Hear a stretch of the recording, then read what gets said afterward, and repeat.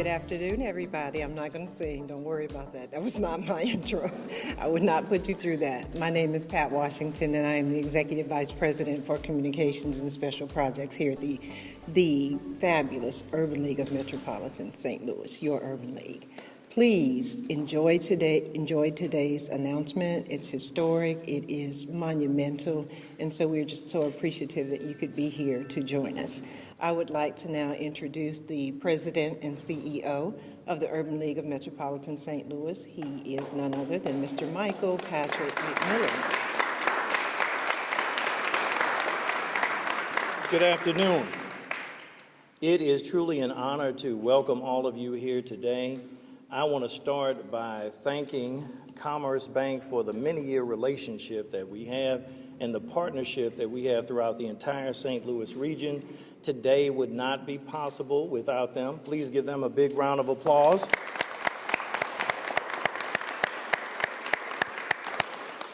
I would also like to acknowledge our board chair who is here, Marc.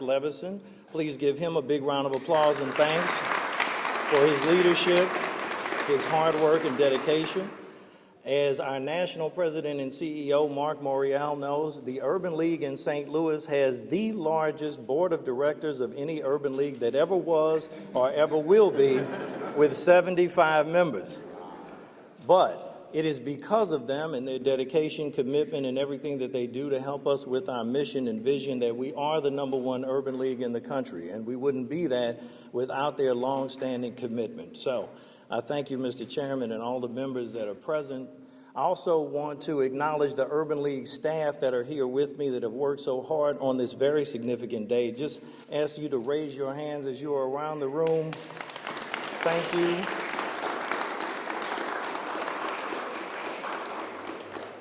Over the past 2 years, all of our lives have changed. And one of the things that sadly has taken place is that I have not had the privilege and the honor of being in the presence of our national president and CEO, Marc Morial, like we would normally do. We normally meet about 5 times a year. We talk about the Urban League movement, what we are trying to accomplish, and how we are trying to make sure that America is the best version of itself. I have had the privilege and honor of working under him for 9 years, but I've had the privilege and honor of watching him my entire adult life, going back to when he was the mayor of New Orleans, and watching him lead the Urban League movement. And this year, the National Urban League budget and impact in 2022 is the biggest that it will ever have been. So that is not by osmosis.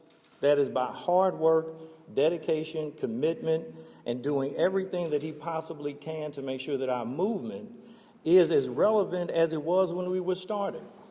In addition to what he is doing across the Urban League movement around America, I also want to commend him because he is doing a $250 million project in Harlem to build a 17-story brand new National Urban League headquarters.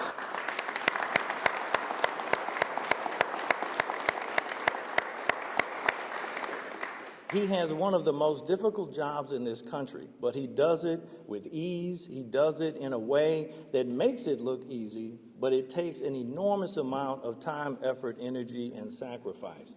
So, ladies and gentlemen, please help me in giving the St. Louis welcome that he deserves to our National Urban League President and CEO, Marc Morial.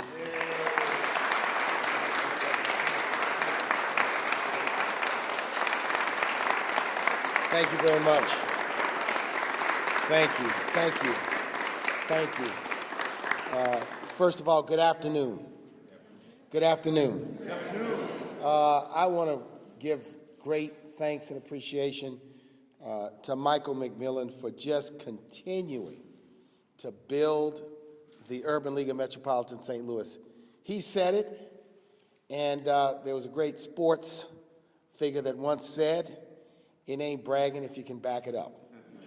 And the truth is that consistently, the Urban League of Metropolitan St. Louis is rated as our best and largest affiliate amongst 92 in the nation.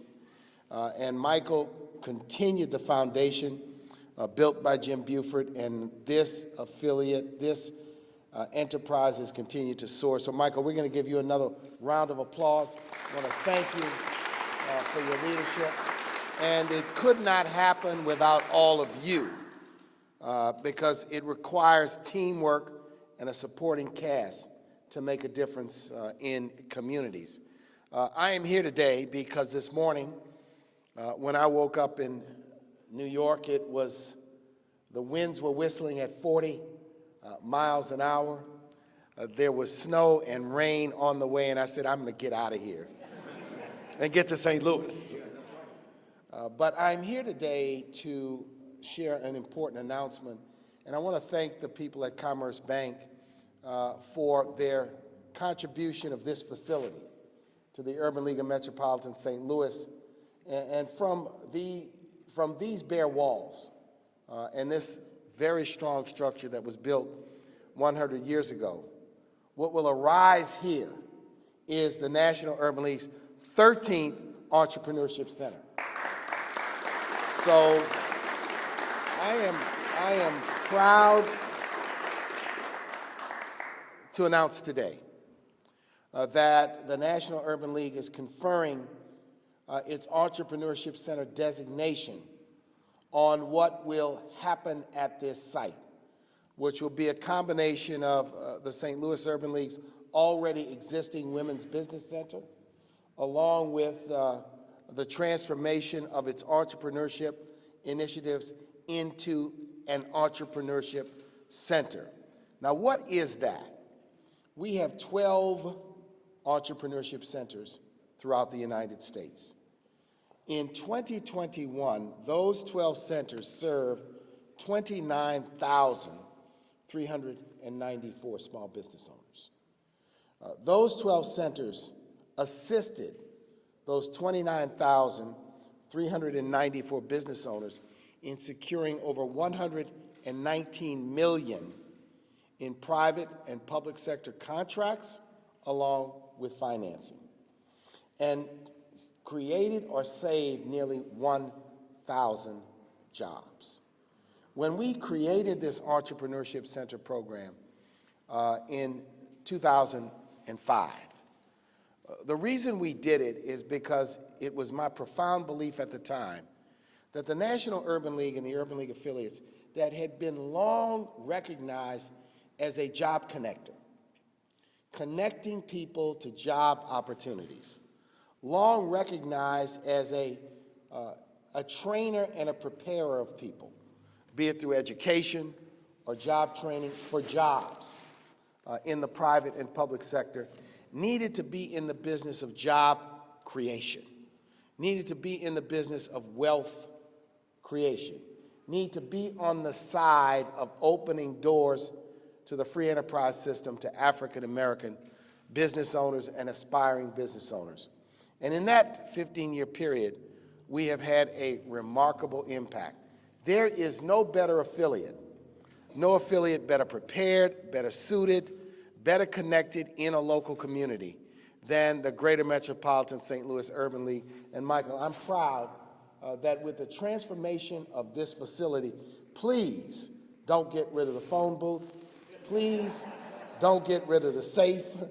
Don't get rid of any of these historic amenities, that this will become our 13th Entrepreneurship Center. I'm excited about it because in the pandemic, some 40% of African American owned businesses either closed permanently or temporarily.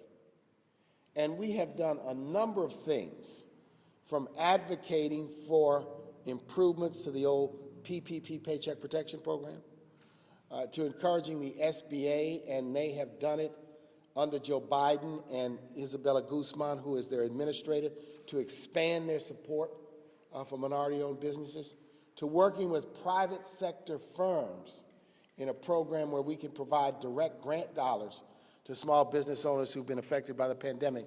We are pulling out every stop to help business owners get back on their feet, to reopen their doors, to reemploy people, to bring vibrancy back to our communities.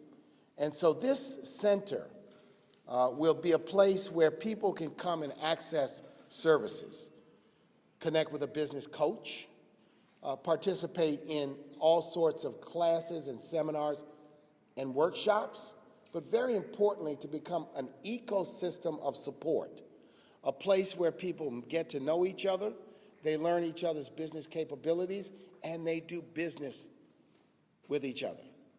But secondly, so that the Urban League of Metropolitan St. Louis can expand its voice to say to government agencies, from the city to the county to the school district to the housing authority, to every single private firm in this region, you must do more business with Black-owned businesses if these commitments and promises around racial equity are to be real.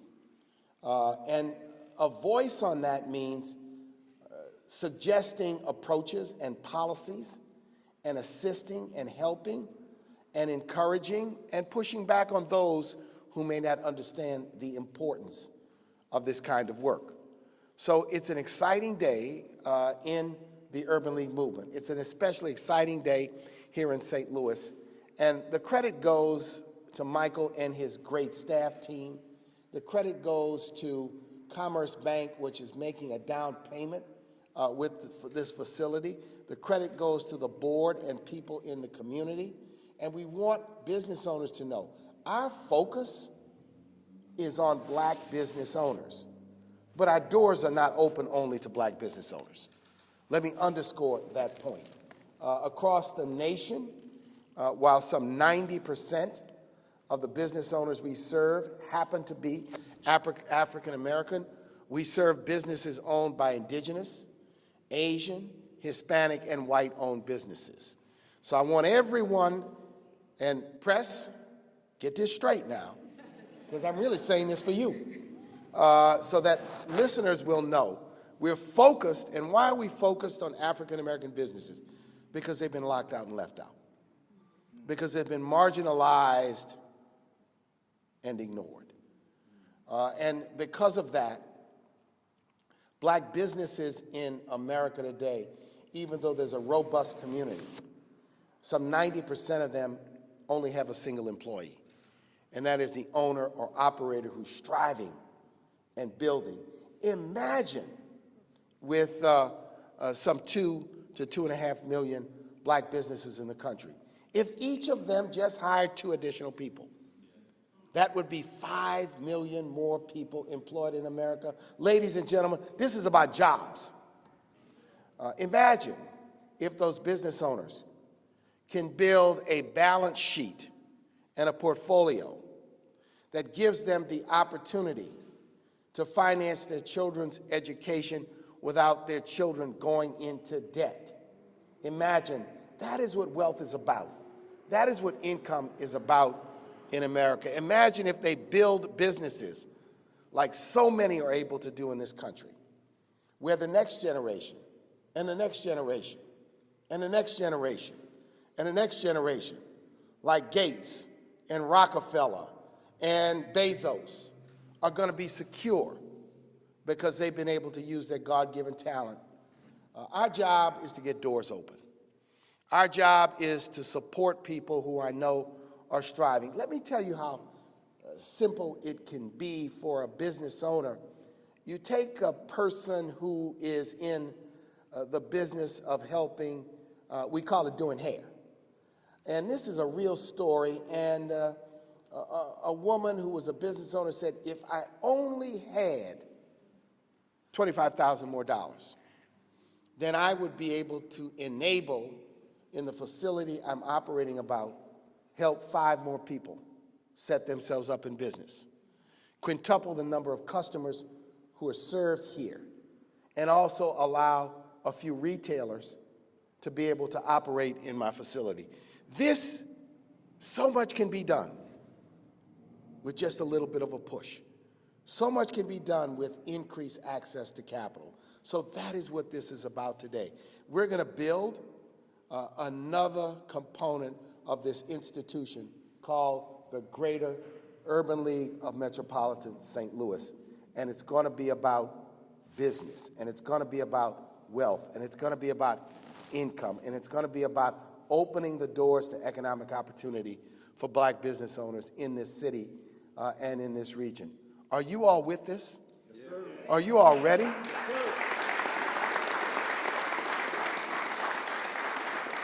So let us go forward. And I think I can say without fear of contradiction, they can't hear me in Chicago, they can't hear me in Atlanta, they can't hear me in Philadelphia. That within 3 to 5 years, this will probably be the best entrepreneurship center in the country.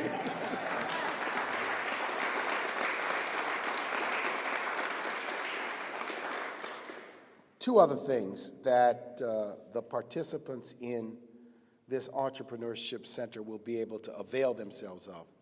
On an annual basis, at our annual conference, the National Urban League hosts what we call the Small Business Matters Conference. And that is a conference for business owners all over the country.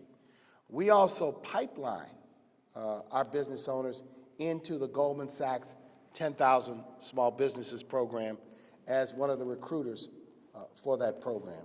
And thirdly, our business owners are also invited to participate in a Small Business Day on Capitol Hill, where our business owners go to Washington, D.C. to try to sensitize and educate members of Congress about the special challenges that businesses owned by African Americans face in this country. So there's a lot here, and I'm proud to be here today, and I'm proud to make this announcement official. Michael will have some paperwork in his inbox very soon. He's already said, in fact, he's already given me his power of attorney, so I don't have to send the papers out to St. Louis. But thank you, ladies and gentlemen. Congratulations on getting this started, and I look forward to coming back for the ribbon cutting. When this project is renovated, this is going to be just an outstanding facility to add new vibrancy to this neighborhood. God bless all of you, and thank you for having me.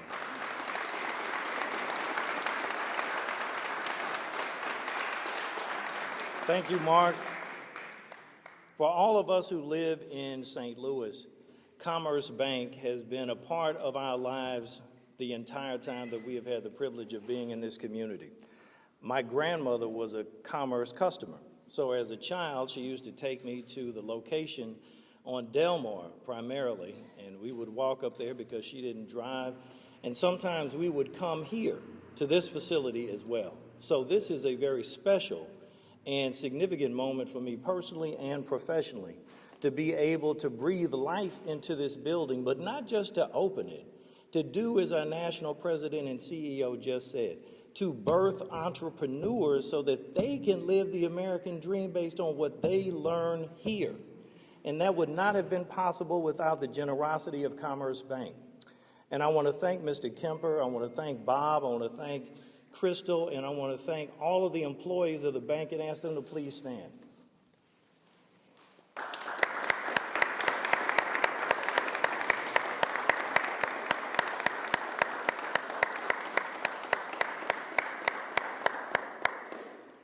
Knowing how much commerce is involved in the community has been one thing, but the moment that I was completely overwhelmed with the generosity and the commitment of the Kemper family to what they wanted to do specifically with and for African Americans was when our previous Archbishop Justin Regali said, I want to build a new $30 million Cardinal Ritter High School to make sure that African Americans have the ability to have an excellent quality of education here in the St. Louis community. And they were one of the major donors to that, leading that campaign that now has provided the ability for thousands and thousands of people to be educated and to go on to college. So please join me in another thunderous round of applause as I bring to the podium John Kemper.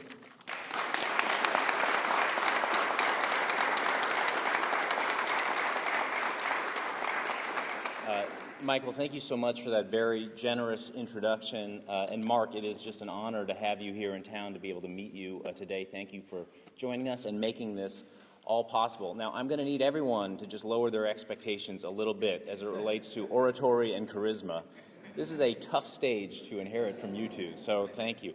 I do just have a couple of comments that I wanted to share from where we sit as the former owners of this building as of this morning.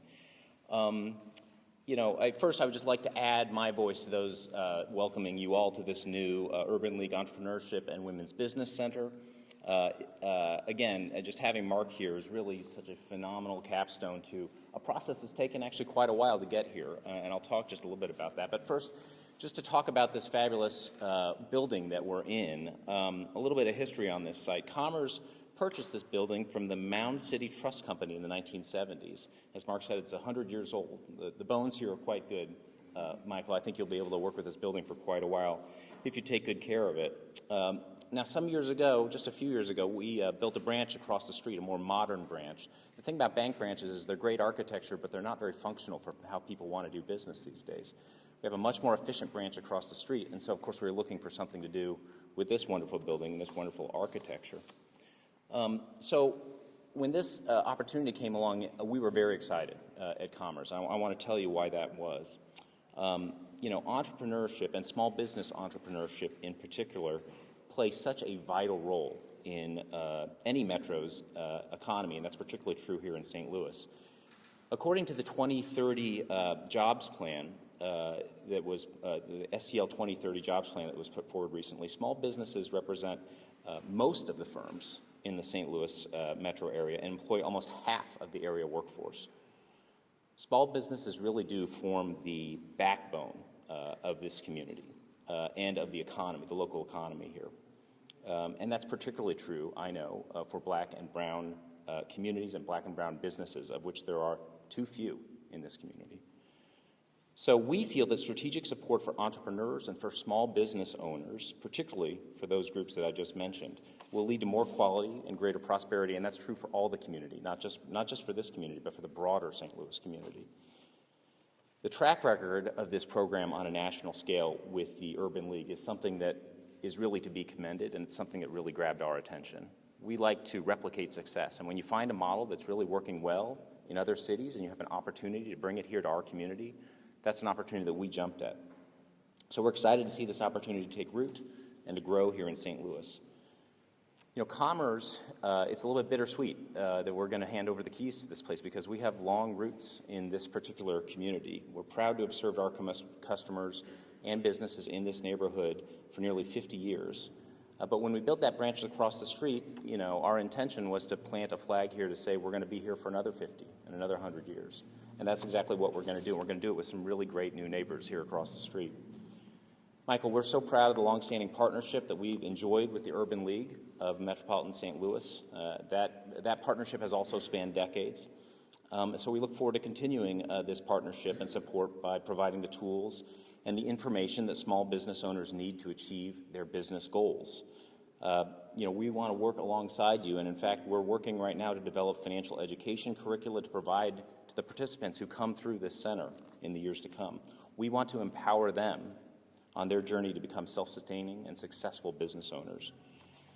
The success of Commerce is directly tied to the success of our customers and the communities where we do business. This work is an important step to help advance the revitalization that we see along Natural Bridge. And finally, we believe with the Urban League's excellent stewardship of this historic building, it will continue to help our small businesses thrive and will be an anchor for many years to come for this great neighborhood.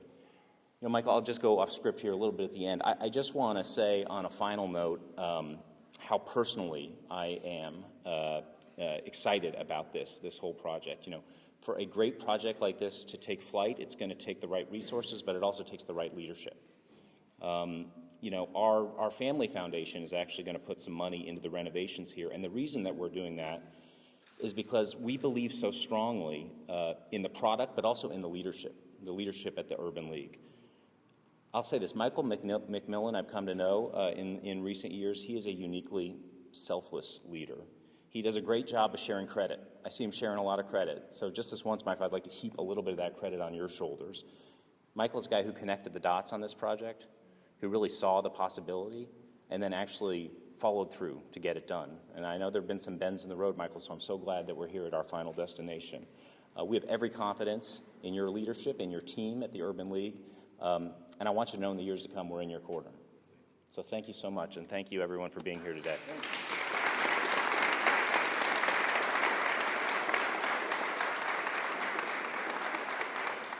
Thank you, John, and thank you to all of the team from Commerce for making this a reality. The Urban League is exceptionally proud of our relationship with the SBA, and we're very grateful to its director here, who is a history maker in her own right, as the first African-American head of the SBA.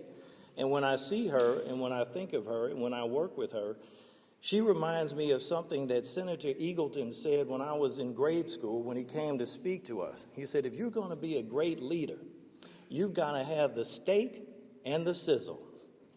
And we said, Senator, what does that mean? He said, you have to be able to deliver, but you have to do it with grace, class, and sophistication. That's Maureen Brinkley.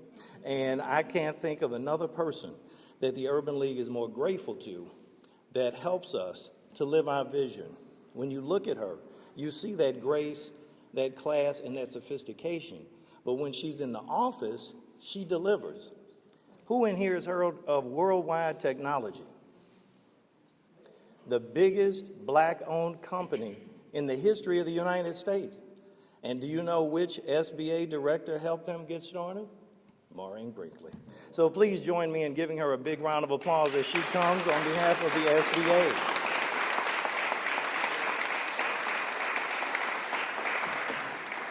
Thank you, thank you, thank you. Wow. I tell you, I won't bore you this afternoon with all my years of service, but I have to add that before, so you can understand why I'm here and why, as Michael said, I do what I do. This September 5th, I will celebrate 55 years with the small business industry. And I say that because it's a blessing. And when I walked into this building this afternoon, I felt hope. Hope for the entrepreneurs and all the businesses that we will help assist. I remember when this was Mound City Bank. I was a little girl, believe it or not, and we would come out this way. I grew up in downtown St. Louis. And I remember, forgive my language, but keep in mind I'm an old lady. We would come out here because this is where the uppity Negroes lived. This is where they lived, this is where they banked, and this is where they shopped. So as I drive through here today, I see hope of what it can be again. And because the Urban League is here with our partnership, I believe that will happen. Let me give you just a little background on the Women's Business Center in St. Louis. We're reaching probably close to 30 years of existence here. Some of our former directors here and our current directors here. When the program started out of our Office of Women's Business Ownership, there were going to only be 10 in the country. And I had the nerve, I had the audacity to ask for one dedicated to black women in a black neighborhood. We could say that then. We use all the fancy terms now like underserved and underreached and socially and economically disadvantaged. But I said, I want a black women's business center. You know what? They gave it to me. It started in my office, and then we found a host, Grace Hill Women's Business Center, up in North St. Louis. It worked out well for many years. A lot of good businesses came out of the Grace Hill Women's Business Center. But I'm a woman who don't believe there are coincidences in my life. I'm a strong believer that everything that I have and is given to me, there's a plan of God. And I make no apologies for making that statement. We had some rough and rocky roads a few years ago. And I was at a meeting with the mayor of East St. Louis one night, a business association meeting. Again, that's not my territory, but I went over there anyway. Dare anybody tell me I couldn't go? And again, no coincidences. I ran into an old friend of mine, Michael Holmes. And he told me that he had just began to work with the Urban League. Now, I had met Mr. Michael P. McMillan. As a matter of fact, we both were entered into Who's Who in St. Louis way, way back when somewhere, but we've never had the opportunity to work together. So Michael Holmes set up a meeting for us. And since then, we have created earthquakes. We have done things that I don't think any of us ever imagined. So that dream that I had for a women's business center, as it was beginning to appear to crumble, we came to the decision, let's try to make the women's business, make it an Urban League Women's Business Center. Now let's kind of backstep a little bit about what Mr. Morial said earlier. The last 2 years have been difficult for all. I took what was happening to the small businesses personally. Because like I said, keep in mind, I've been doing this for over 50 years. There were many mornings and many nights I wept when I saw the many businesses that were beginning to fail. I saw people losing their jobs. They didn't know where their next meal was coming from. So we began to have workshops to have people come and join. There were times, I'll be very honest with you, I blamed myself when I wept because I found out things about how people were running their businesses, particularly Black-owned businesses, that I felt that I should have known. I didn't know that some of our young people were running their businesses out of their cell phones. I didn't know that many of our young Black entrepreneurs didn't have a banking relationship, nor did they know how to create a banking relationship. I didn't know that when they went into a bank, that they were afraid to mark the check mark, Black-owned, because they felt that if they did that, they would not get the loan. So these are things that we have to fix. We have our work cut out for us. But now that we know the cause, it's up to us to come up with the fix for it. And I believe that we can do it here in this building. It's not going to be easy. It's going to be we have a huge task ahead of us, but I believe that we can do it. So the Women's Business Center was moved, and it was now the Urban League, SBA, Urban League Women's Business Center of Metropolitan St. Louis. Prior to that, though, we created a strategic alliance with Michael McMillan and the SBA, the Urban League. And Mr. Morial, I want you to know that that strategic alliance that we signed in 2018 was the very first alliance with any Urban League and SBA in the country. It was the very first. Now, there are some other women's business centers now, but keep in mind that our strategic alliance was the very first in the country. And we've done many things together as a result of that relationship. The Women's Business Center now, we have classes online and in person. Our most successful is our Ready, Set, Launch, and I give Beverly credit for continuing that program, and we provide excellent services. But I look forward to coming back in this community again to see these small businesses grow and perk up and peak up again. And before I take my seat, I have to, again, give some accolades to Mike McMillan. Obviously, I'm old enough to be his mother. I'm probably old enough to be a lot of your mothers here in this room. So before you do your adding and subtraction, I'm 72 years old, but you know what? I ain't tired yet. But I believe in pinning a person's, giving them the roses while they can still smell them. And throughout these last 2 years, I admired him like a son and a colleague before. But as I sat those many days, watching people not knowing where their next meal was coming from, I would always see the Urban League involved, the Urban League helping. I often say that my work has become my ministry, and it's one of the reasons I'm still working.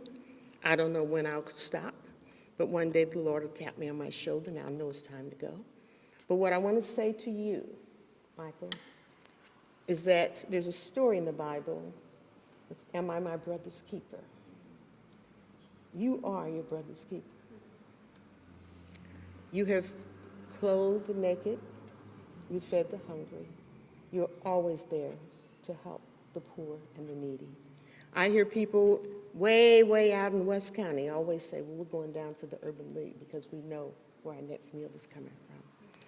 So we will continue to do what we've done. We will work harder. We'd have our work cut out for us.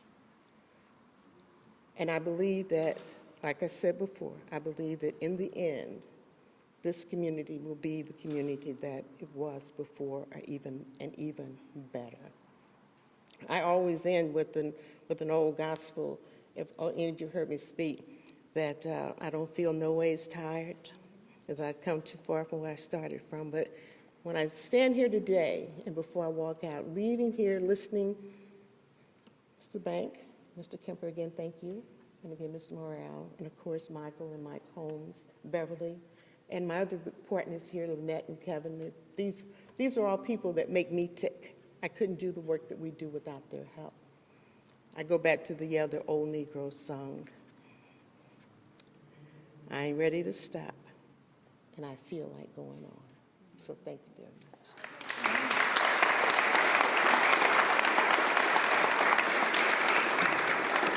Thank you, Maureen. I want to ask all of the members of the Federation of Block Units to stand that are here with us today and/or raise your hands, led by Farrakhan Shigag.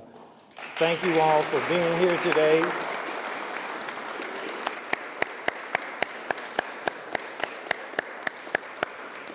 For those of you who are not familiar, the Federation of Block Units is the oldest and largest grassroots community organizing entity in St. Louis, being founded in 1932. And there are many different block units in this community that will be able to come here and use this facility for their meeting space in the evenings and on weekends, and have community events here on this floor and upstairs as well. So we want this building to be a hotbed of activity.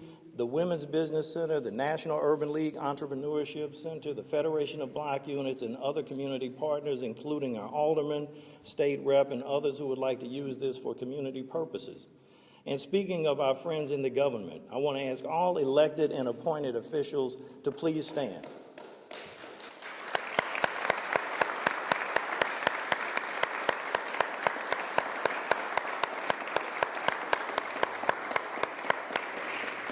The Urban League could not do what we do without our friends in the government. And our next speaker is an old friend, even though he's an exceptionally young man. I had the privilege of meeting him as an early teen, and now here he is as the alderperson of this ward in his second term, making a difference, giving back, helping humanity, and using his passion and turning it into his profession to make sure that this 21st ward is the best that it can be. John Collins Muhammad.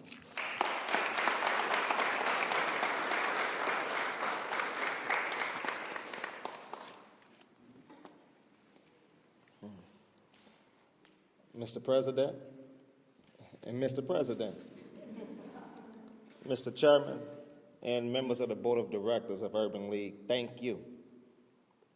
Thank you for believing in this community. It's been rough the last few years. That's no secret. It's been tough. It's been hard. But as our national president just said, it only takes a little bit. Just a little. Whether it's a bank that had the opportunity to leave this community but go right across the street, thank you. Whether it's the federal government deciding to do something bold and aggressive to end the fatalities on the street right in front of us, thank you. Whether it's my colleagues in the Board of Aldermen who get tired of me begging for money to redevelop Natural Bridge, thank you. But this is a tremendous occasion. And I'm ready to cry. because this means so much to me. Bringing programs like this in North St. Louis, because we truly need them. Thank you, Mr. President. God, I can go on, but I'm going to sit down because I am ready to cry.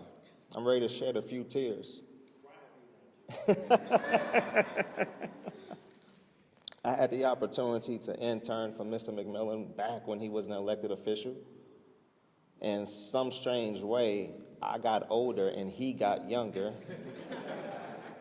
But he always had that same passion and that same dedication. And thank you, because it is because of you that so many elected officials today believe in the work that they are doing, or believe in the role that government can play. So thank you, Mr. President. And it is good to see the national president here. Thank you all. Thank you. Thank you, John. So Maureen mentioned Michael Holmes, and I want to ask him to please stand because he has been the point person on this project, doing an amazing job, helping to engineer this to this point. And Michael is not just in charge of this project. He is in charge of all of our workforce programs throughout East St. Louis City, St. Louis County, and working with the entire state and in Illinois and D.C. And is also in charge of our economic development projects that we have going on throughout the region. Luckily, and most importantly, his wife is very understanding of his time, and so she gives him that freedom to help the Urban League day and night and on the weekend. So I thank you, Michael, for our many years of friendship and work together. And I also want to ask Beverly and all of the staff from the Women's Business Center to please stand.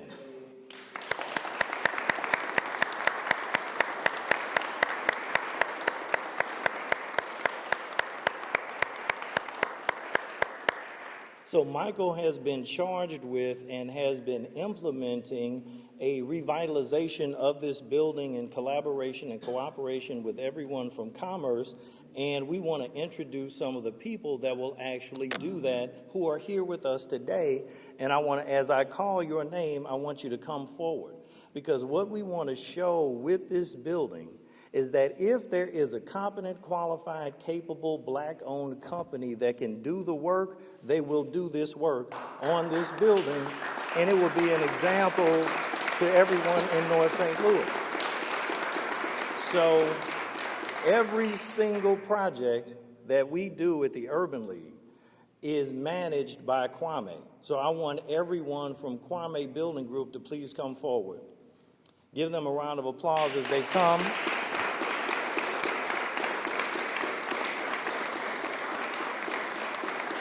Michael Thompson, Anthony Simmons, and Ricky Nance. I also want Michael Kennedy to please come forward of KAI, who is with us today. And Michael is not just working with us here. If you drive down West Florissant and you look at what used to be the AutoZone that was burned to the ground during the Ferguson crisis, when the 5-year anniversary came around of the death of Michael Brown, we looked around and there were no other entities, there were no other not-for-profits that had opened another building. And so we went to the county and we said, give us the plan that was created by the citizens in the community of what they wanted to see in the area. And on that location, they said they wanted a senior residence center and a senior center for the community.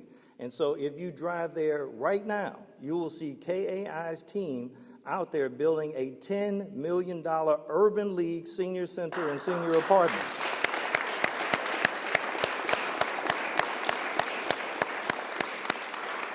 So he too is busy, yes. I want to ask Melvi Shahid to please come forward. Melvi is with Shahid Painting. If you go to our Ferguson Center, you will see their handiwork. They did all of the painting there and have been doing painting for decades and learned how to and became members of the Painters Union from the Urban League. So it's a pleasure to have Brother Melvi Shahid with us. Tommy Davis. So if you look at this success story, This man has built one of the largest black electrical companies in the country right here in St. Louis in a very short period of time. So if you go to our headquarters and you see that beautiful red lit up sign at night, he did that. And he did so many other things in our building and the rest. Car Flooring, Steve Williams, please come forward. We want to make sure that we highlight all of these different vendors and companies that are represented today so that you know who it is that will actually be renovating this facility. So as they stand here today, I also want to acknowledge the volunteer work and all of the efforts that BSI has put into this project as well, helping us to make sure that we get this building done within the next few months. Please give them all a big round of applause and congratulations.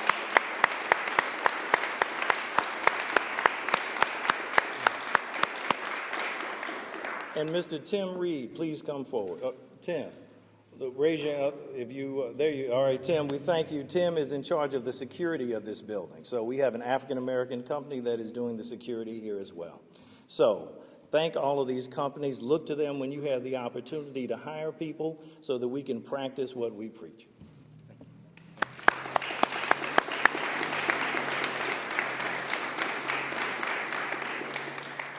Our state representative, Kimberly Collins, is still in legislative session in Jefferson City. So she sent her chief of staff to bring remarks on her behalf, and so I would like for you all to please welcome Dr. Nash.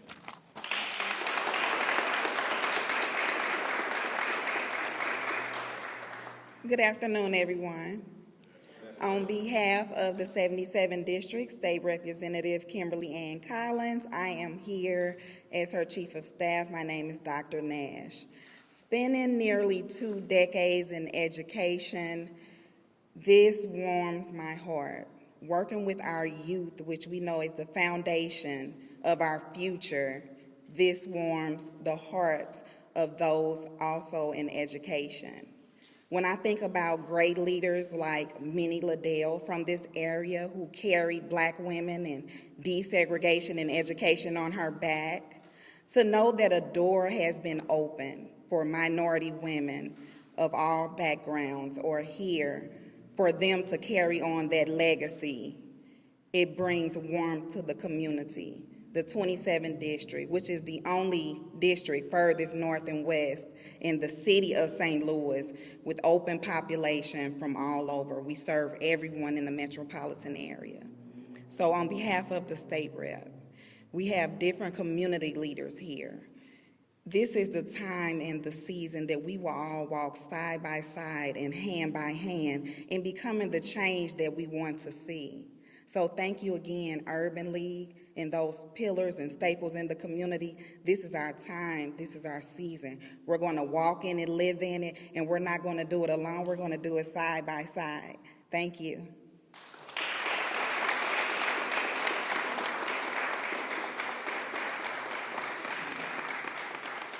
So as you know, we have many different partners at the Urban League, and I want to acknowledge a few of them that are with us as our president and CEO talked about what we need to be doing in economic development. We're very, very, very grateful, of course, as we have mentioned on many occasions, to the SBA for working with us on the Women's Business Center and now the National Urban League Entrepreneurship Center. But on top of that, we also partner with the Heartland Chamber of Black Commerce to have a black business incubator. So Marvin Steele, would you please stand and be acknowledged for your lifetime of work advancing African American business. So we are trying to create an ecosystem where you can go through the WBC or the NUL Entrepreneurship Center, and then you can go and be in the actual incubator. And then when you finish that, you can come be in the new headquarters, the old Sears building, the Victor Roberts building, and be there or in the strip plaza behind it so that you can go through the full continuum of having an idea, learning how to implement it, then having a space in the incubator, and then having an actual business that is operational, providing jobs and giving the ability for people to take care of themselves and their families and revitalize this community. One of our partners who helps us to do that every day in terms of what we do with them, not only at the headquarters, but with this new senior center, is the NDC. NDC has partnered with us and given a $100,000 contribution to the capital campaign of our new $30 million complex that we will have right there at Martin Luther King and Kings Highway. Those of us of a certain age know it as the old Sears building, as I mentioned. For those people under 40, Sears was a department store. It's like Amazon in an actual building. And so you could go there and actually buy things. And so those of us of a certain age actually went there. And we bought things, and we had jelly beans and peanuts, and we had popcorn. And it was the place in the community. And that's what we will return it to. And so there's that full continuum. But when you look at that $10 million project that I talked about that is relying upon state tax credits, NDC bought those tax credits so that we could do that $10 million building. So Joseph, please come up and bring remarks on behalf of NDC. Thank you, Michael. I'm really happy to be here to celebrate the Urban League Entrepreneurship Center in this beautiful facility. NDC has been in the business of bringing investment to black communities for the past 50 years, 51 this year, and the trajectory of our company changed about 5 years ago. 5 years ago, our president met with Mr. Morial and put together a loan program for black and brown businesses in Cleveland and in Florida called the Capital Access Fund. That was the start of a change in our entire trajectory. Based on that model that we created, that we've changed the entire ethos of our company, particularly as relates to small business lending. Now our primary laser focus is on bringing capital to black and brown businesses throughout the country.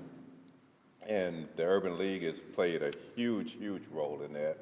The Urban League Entrepreneurship Center, and Don Bowen was our first partner in raising money for that effort, and the Urban League has continued to be a strong partner for us.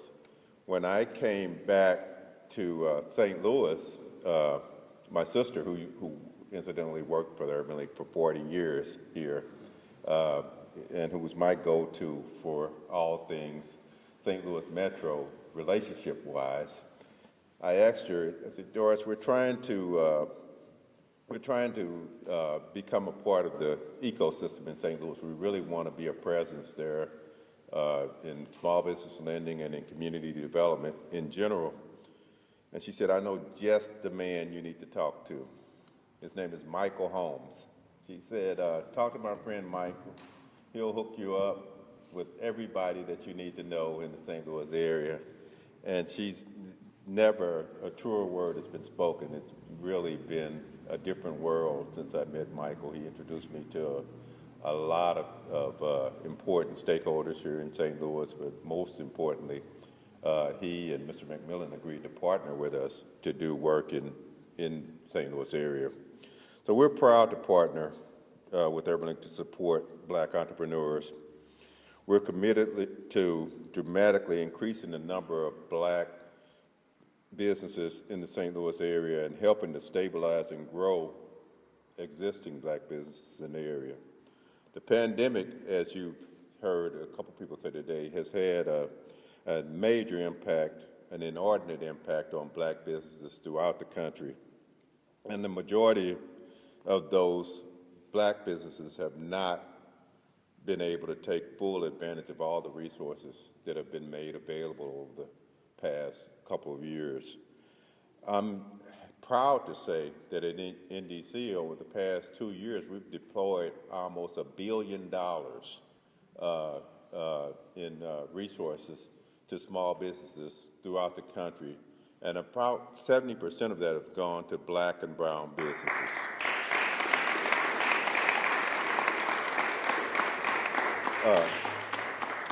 We're really excited about the partnership here with the St. Louis Urban League. As Mr. McMillan mentioned, we are really wanting to play a major role in this facility as well as in the facility at the headquarters. We plan to offer training, counseling, professional support services, and most importantly, capital to businesses in the Black and brown businesses in this community through those two centers. So I want to thank you, Michael, for allowing us to be a part of this, and thank you, Mr. Morial, for showing us the way.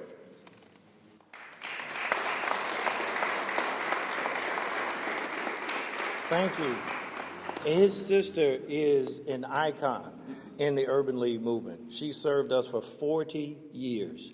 And when I was working 3 jobs and had 3 scholarships and was going to St. Louis University getting a degree in African American Studies, his sister is the one who gave me my scholarship from the Urban League. So life has come completely full circle. So please send our regards to Doris.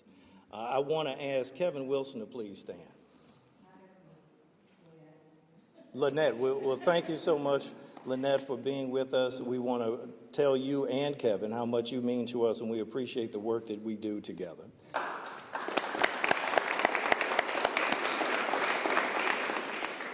And lastly, before we give the press the opportunity for questions, I just want to acknowledge my dear friend in this life and the next, the Alderwoman of the 19th Ward, who is very inconspicuous in the back, the Honorable Marlene Davis.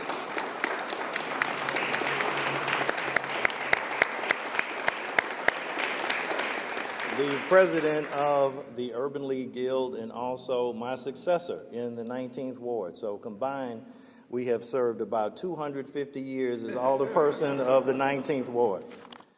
I just want to say thank you for being with us on this historic occasion. You are all invited to come back for the ribbon cutting when we open this fantastic facility for the community. And I will see many of you in 1 hour at the 104th Annual Dinner Meeting and Gala of the Urban League of Metropolitan St. Louis. Thank you. God bless you.